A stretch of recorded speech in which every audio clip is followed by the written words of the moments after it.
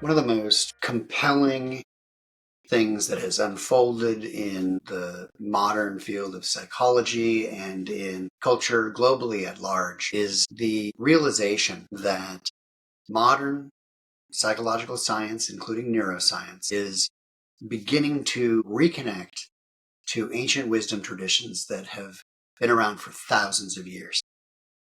Psychology, as most of us think of it, conventional psychology, really started in the 19th century.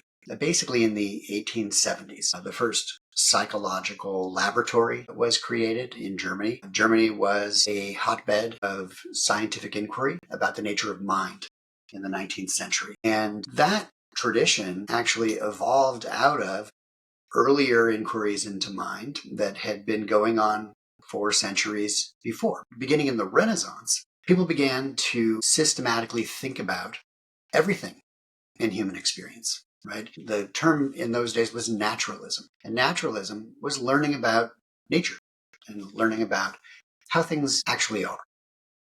It was a resurgence in the Western world of open inquiry after a long period of religiously, dogmatically suppressed intellectual life, in which the church, for centuries, controlled every aspect of intellectual inquiry in Europe. And at the same time, elsewhere in the world, that problem was not occurring. For centuries, for millennia, people around the world have made inquiries into the nature of mind. In truth, probably the earliest psychological inquiries took place around campfires in small nomadic tribal environments where people would sit and tell stories about their experience and develop mythologies that explained the nature of the cosmos, the nature of the world, the nature of humanity. And many of those stories developed around the world into distinct mythologies that explained reality. And so centuries move on, millennia move on, and we have lost most of the early records, right? In fact, no records were kept for many thousands of years into those inquiries. We can only guess at what they might have been. Then, in about the third millennia BCE, we began to see an emergence of structured philosophies of mind, particularly around India. And the Ayurvedic traditions began to develop a systematic method of inquiry into mind. These, of course, were tightly interwoven with a sense of cosmology. That included not only philosophy, but also religion and a pantheistic model of reality that is still practiced to this day. It's important to recognize that whatever literal prescriptive beliefs about reality any of these traditions might offer, East or West, that they are first and foremost metaphors for the reality that we experience as people. And so no matter how cosmologically dogmatic any one of these traditions, whether it be Ayurveda or Hinduism or Buddhism, whether it be Christianity or Islam, Zoroastrianism, all of these are people considering the universe and coming up with mythologies and stories that explain human experience. Now, I don't want to say that anybody's specific understanding of reality, whether it be religious or otherwise, is inherently wrong, but I will say that it's important to recognize that these are metaphorical and that the ways in which they describe reality, even if we're telling stories about God, if we're looking at scripture, and even if we want to take very seriously the nature and meaning of scripture, it is telling us stories about something that is incomprehensible to humanity.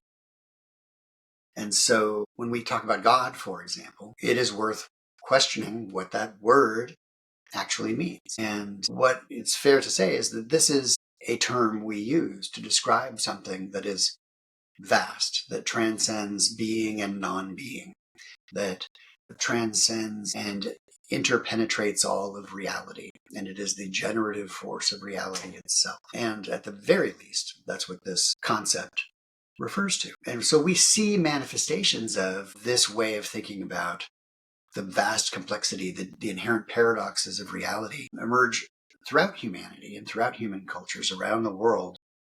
And while some will enjoy looking at this notion of making progress, the reality is that often human understanding is a loop. And while there is a collective awareness, both conscious and unconscious, in the world that informs all of our experience, none of us has a monopoly on truth, and none of us gets to inherit wholesale the understandings that came before us. In other words, we come into this world as forming human consciousnesses, and we learn from those around us. We learn from our culture. We learn both explicitly and implicitly the nature of reality. Often we encounter important concepts, important ideas as experience repeatedly, cyclically throughout our lives, so that we might hear something or learn something in our childhood that makes sense to us in a certain way. But as we're exposed to it and re-exposed to it and consider it again and again after successive waves of life experience, we then develop deeper perspectives on what those things mean. And also as a society, we do the same thing. We learn and we adapt over time as a species and as both individual and collective civilizations. And so we've reached a point in the modern era where a tradition of systematic psychological inquiry into the nature of mind and ego has evolved now for well over 150 years. And in the 19th century, this began to take shape as a scientific field of inquiry. In the 20th century, it began to establish very clear, structured methods. And we see, for example, the psychoanalytic school emerge in the early 20th century through Sigmund Freud. We see a variety of offshoots to psychoanalytic theory. Over the 20th century, we begin to see the integration of neuroscience in the late 20th century that lends additional insight into the underlying brain structures, both neurological and neurochemical and neurophysiological, that explain all of these things. And our knowledge and our understanding increases over time. On top of that, in the very late 20th century up to current day, we see that neuroscience begins to relate to quantum theory. And within the field of neuroscience now, there are researchers trying to understand whether and how the function of the brain may, in some measure, involve quantum uncertainty, which potentially could lead to dramatic shifts in how we understand human experience. One of the trends in 20th century psychology that I am particularly driven by is a subfield of humanistic psychology called transpersonal psychology. And initially considered very fringe, and by some still considered somewhat fringe, transpersonal psychology was a field that essentially looked into the strange phenomena that we experience as people in our interrelationships to other people, the sense that we are part of a collective unconscious, as Carl Jung hypothesized, the sense that our relationships to each other and the ways in which we communicate with, interrelate with, and influence one another transcend the overtly material interactions that we are all kind of broadly aware of day to day, that there may in fact be subtle influences on the way people relate to one another. We are unconsciously, subconsciously, or in many cases just have a subtle nuanced awareness of, but have a difficult time articulating. So this whole field often looked at things that related to spiritual experience, our sense of being something more than just our egos.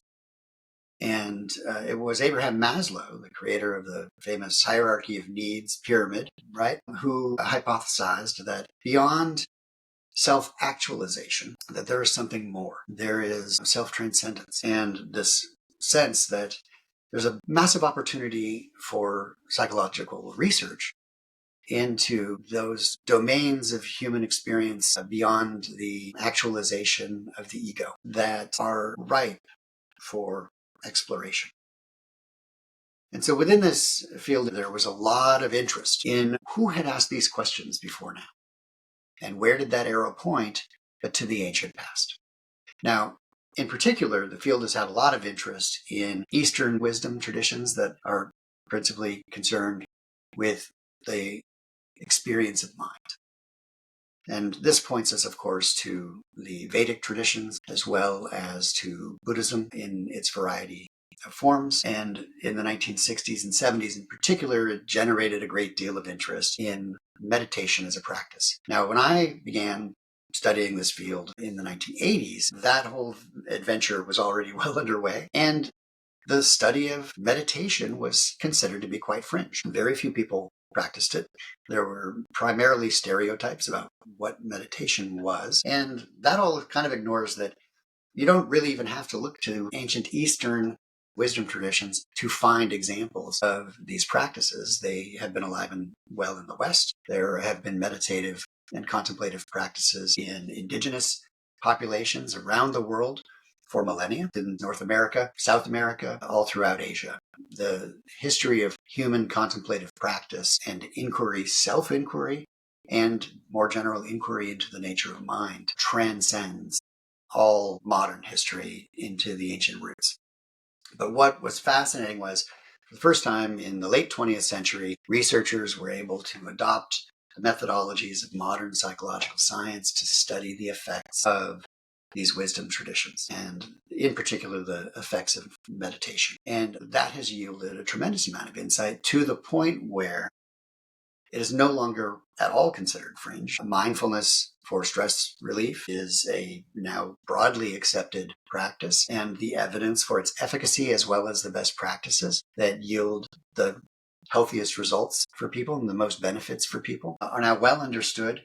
And yet there is still a vast volume of understanding for us to unlock about it, both rationally and super rationally, in our own direct experience. Neuroscience is bringing an entirely new set of tools to the table to help us understand exactly what are the neural systems that are tapped and how does meditation and contemplative practice actually work to allow us to move out of the influence, move beyond the influence of the default mode network of our daily conscious experience, to tap into more subtle modes of knowing and being that allow all of these terrific benefits. And so when I talk about conventional psychology, it's not a derisive term, but there is a sort of a mainstream thrust of psychology that dominated the late 19th and entire 20th century in psychology. And there have been fringe movements in psychology that have, over time, actually taken very seriously areas of study like meditation and spiritual practices to allow modern researchers to understand behaviors and experiences, phenomena that used to be considered pathological. For example, deeply moving spiritual experiences, anomalous experiences, where a person may feel as though they are in direct communion with a greater being. These can be pathological, right? A person could be schizophrenic and have these experiences. But what we've learned is that these experiences are incredibly common among healthy, very well adapted people, and they are quite often, more often than not, non-pathological, and they serve a purpose. They increase our well-being. They increase our sense of wholeness. They increase our sense of empathy. They increase our compassion, and they have an incredibly positive effect. Not unlike the positive effects that people experience when they go to church on a regular basis. They may go through the whole week, have lots of day-to-day stress, maybe not always be their best selves, get to church on Sunday, take a moment to think beyond their day-to-day stressors and obligations and desires, think in a more holistic way, have a sense of being inspired by their greater connection to the universe, whether that be God or the fabric of the cosmos itself that is endlessly intelligent and generative. That sense of connectedness and wholeness creates a profound shift in people, and we can measure it. And now in modern neuroscience, people can measure that effect. And what we find is that these ancient mystery traditions, ancient wisdom traditions that they have been carrying forward from the earliest origins of human culture, current of inquiry, systems of both mythology and practice that have been for thousands of years unlocking pathways to wholeness and well-being and insight and self-understanding that predated all of modern psychological science. And so we sometimes say, modern science is just catching up to the ancient mysteries. And that may be, in some measure, an overstatement or at least an oversimplification.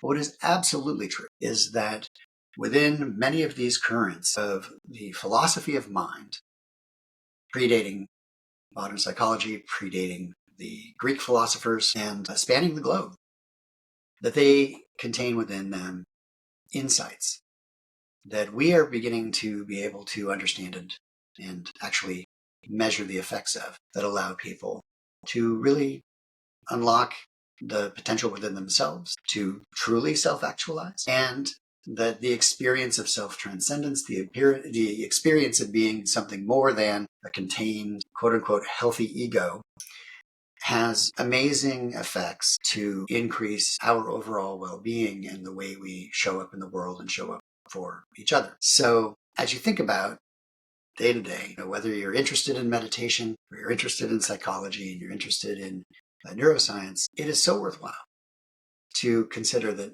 there's a great deal of understanding for us yet to unlock as individuals, and that the advent of modern science is not an undermining or an opposition to ancient wisdom, but can in fact be complementary and can deepen our understanding and can affirm for us and help us to better activate the beneficial effects of deeper human experience. And with that, just remember, your whole self is your best self, and strive for self-understanding.